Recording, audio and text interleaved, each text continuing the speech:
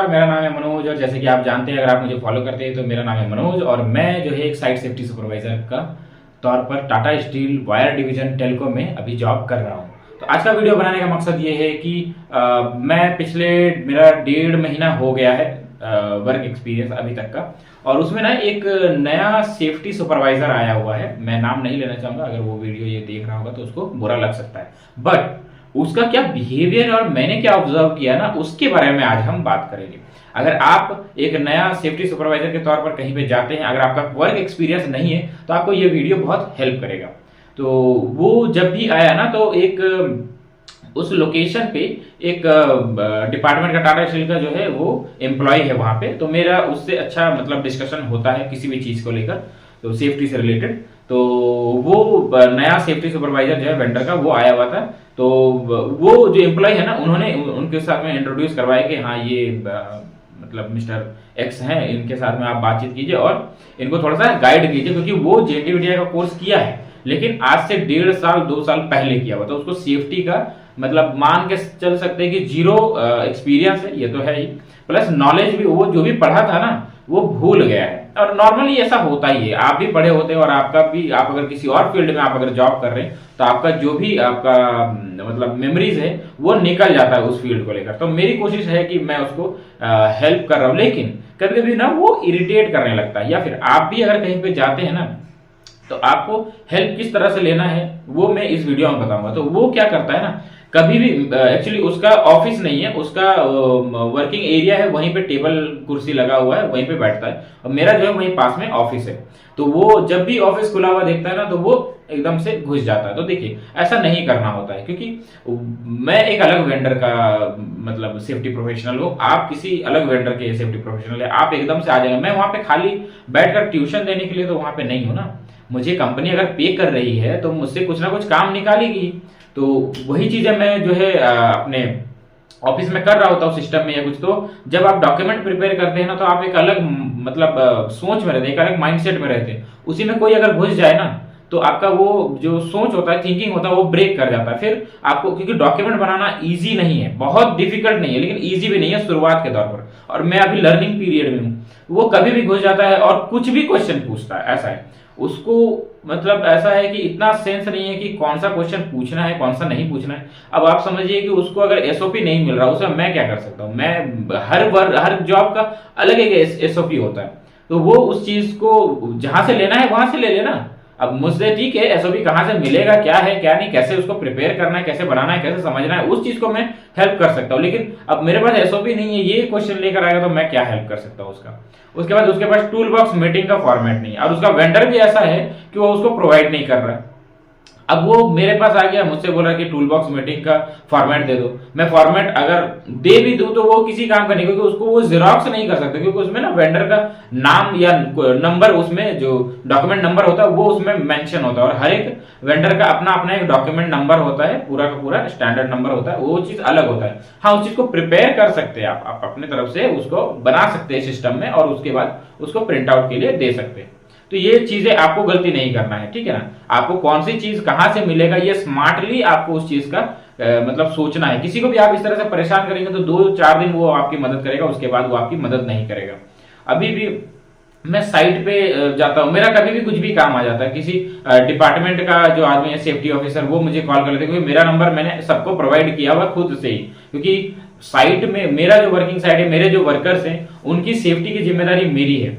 तो अगर कुछ भी होता है और अगर मैं वहां पे मेरी जरूरत है, तो मैंने नंबर देकर रखा हुआ है ताकि वो मुझे कांटेक्ट करे और मैं वहां पे तुरंत अवेलेबल हो सकूं।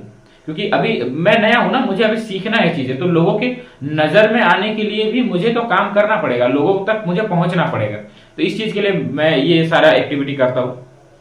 अब मैं कहीं पे भी जाता हूँ और अगर वापस आ गया तो वो मुझसे पूछता है कि कहाँ गया था। अरे, he is not my boss ना, उसको समझना चाहिए कि क्या पूछना है क्या नहीं पूछना है। वो ऐसे पूछता है जैसे वो मुझे सैलरी दे रहा है, वो मुझसे मतलब मेरा बॉस है, इस तरह से मेरा मैनेजर है, इस तरह से वो मुझसे बात करता है। कहाँ गया था, ये कोई क्वेश्चन नहीं है ना। मेरे पास बहुत सारे ऐसे काम है, और मैं किसी को क्यों बताऊं कि भाई मैं कहाँ गया था, मैं अभी कहाँ जा रहा हूँ, मैं क्या कर रहा हूँ, क्यों बताऊं मैं।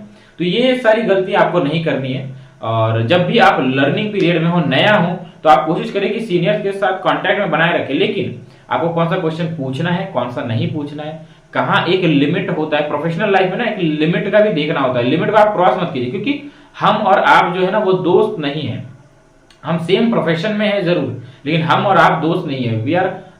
वी आर कॉम्पिटिटर और as well as we are competitors, okay, we are in the same field, we are in the same profession, you and me both are safety professionals, so हम लोगों को जो है ना वो सेम डॉक्यूमेंट पे काम करना होता है। हाँ, आपको सीखना है, आप आ जाइए, हम सिखाएंगे, लेकिन ऐसा है कि आप एकदम से मतलब कुर्सी लेकर बैठ गए, हवा खा रहे और क्या कर रहा है क्या नहीं कर रहा, वो सारी चीजें मैं सारी चीजें नहीं शेयर कर सकता ना, क्योंकि देखिए मैं भी कहीं से कुछ सीख रहा हूं ना, तो मुझे भी कुछ ना कुछ पे करना पड़ रहा है उसे।